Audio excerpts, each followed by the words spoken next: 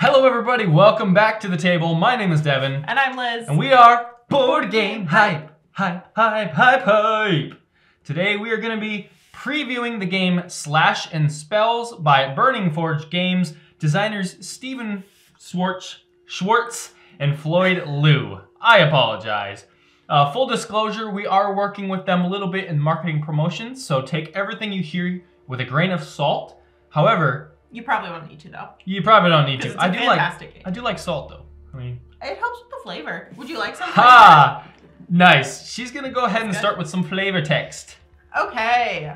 A realm in peril. Legend speaks of a relic hidden deep in Mount Combat. A relic so powerful it could grant any wish and bend the realm at your will. For a millennium, Mount Combat slept without eruption. Suddenly, molten lava has begun flowing.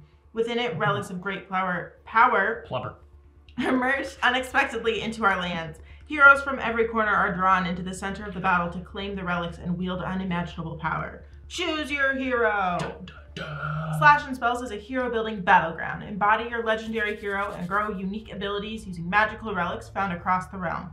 Expend energy to play fierce battle cards and take ever-evolving heroic actions. Score the most knockdowns to claim a victory. To claim the final relic and victory. Victory! Dun, dun, dun. Dun, dun, dun. So, this is a game coming to Kickstarter tomorrow, the 29th. Oh my gosh, yes, tomorrow. And it is 2 to 4 players, 30 minutes per player, roughly, and then ages 14 and up.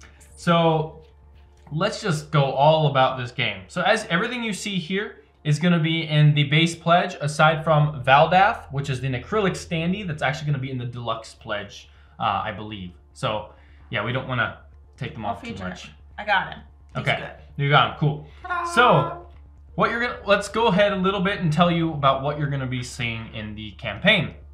So right here, as you can see, it's a very vibrant board, and the colors pop even more than I expected. Yes, when I saw this board in person, I was just like, okay, we're getting somewhere.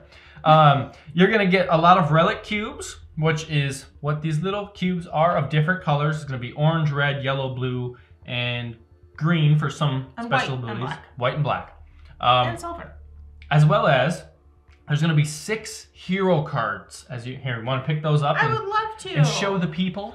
I would love to show the people. So we have the first one being Magnor, which is like the rock guy.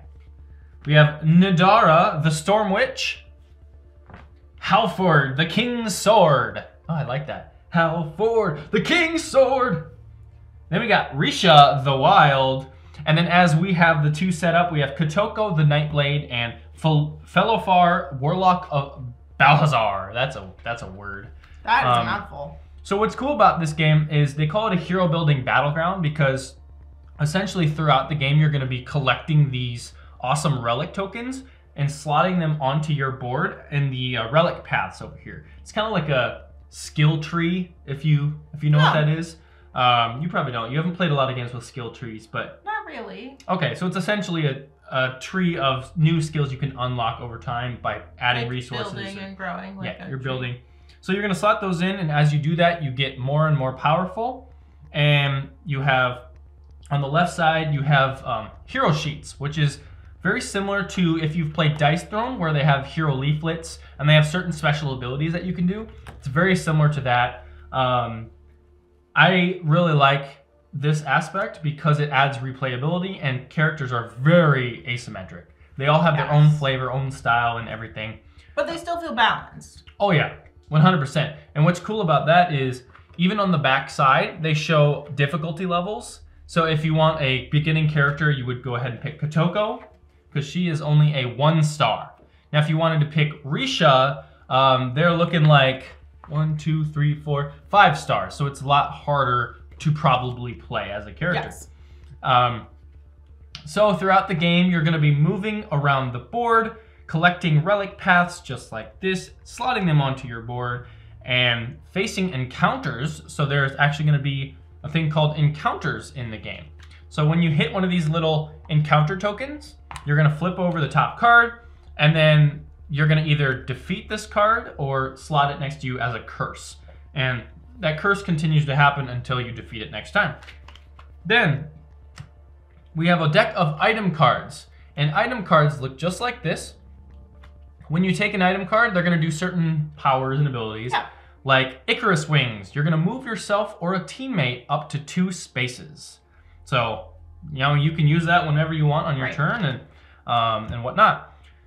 So over here, you can see there's all the different characters, and each of them is going to come with a deck, 3 ability tokens, so like hero ability tokens. If they have abilities. If they have abilities. A turn tracker token, some cubes, some relic path cubes, and then action cubes as well. And a knockdown token right here. Do you want to say the goal of the game and a little bit more about it? I would love to. So the way you win the game is going to be to have the most knockdowns. So within the 7-round time frame. So I think that's something that is very, very cool about this game is you are timed. Like you've got 7 rounds to knock down your opponent and essentially get all of the relics that you can. Yep. And that's why it's cool because you're building throughout the time, and you extend every round. You move this cute little acrylic round tracker sword up 1 round, and then you go through that all up until 7 rounds. Absolutely. So essentially, that is the goal of the game: is to knock down your opponents. It's to injure them by, you know, attacking them, hitting them with potential cards in your hand. All of those kinds of things. Turns are actually super simple. That's something that I really enjoyed. I know since it is such a, I would say large table presence. Yes, definitely was something I was like, whoa, like what are we getting into? But the turns are so easy. Like you literally just you must perform an action and you can play cards. Yeah. That's it. And what I really like about it is the cards, you use energy to buy them and essentially play them. So on your board, you have this slot with the electric symbol. A lightning bolt. Lightning bolt. Electric symbol. I mean, I played Pokemon. Okay. We got there. You would spend a certain amount of energy, and then you get to play that card. And you could do that as much as you have energy. Yeah. So you could play your entire hand and do that Which I definitely did on a couple rounds. Yeah. And if I'm pretty sure that's how we play it. I thought we played it right. And then I think what's cool is that you get to slot them over here under your battle tactics slots. Yes, that was go forth. That was my next. I was going to go there next. Go forth on the quest. Go forth and prosper. Okay. So you get to slot them in your battle tactics slots. And then what's cool is for one of your actions, you'll have these 2 little action cubes you can use. Instead of using one of the 6, I would say prescribed actions, your basic actions, you can actually spend an action cube to do that action on the card again. On the battle tactics. And then when you put in a new one, they shift. So you're not going to have them the whole game. There's definitely some variance, some movability, but... Yeah, and once you play all 3 cards, if you have another one played, the 3rd card goes in your discard pile, and essentially you're going to recycle them. Right. I think that's really cool. That's one of my favorite... super cool. That's probably one of my favorite aspects of it is you can... I love the special abilities. I love being able to play cards, but that adds an extra layer that I wasn't expecting. Yeah, it's so much more strategy because if you play things at a time when it really is valuable, you can use that card 2 or 3 more times. Right, yeah, and so so that is essentially how you're going to be playing throughout the game. You're going to go 7 rounds, and it's set up differently for 2 players right now because that's how we're playing, but it can go 2 to 4. So you can have a lot of characters here battling it out back and forth. What I really enjoy is it's a nice light skirmish game. Yeah. It's like, because you haven't played a lot of skirmish games. No. But like this one, you know, we played a few times and I think most of the time it was fairly easy to understand. Yeah, I think very much it's done in a way where if you read the card and you follow what's on the card. Plays the card. That's what it does. You can do it. It's very, very simple. You know, the iconography, everything like that, very easy to understand, like very, very well done. Right, so yeah, this is gonna be on Kickstarter March 29th, probably either right now as you're watching this or tomorrow as you're watching this.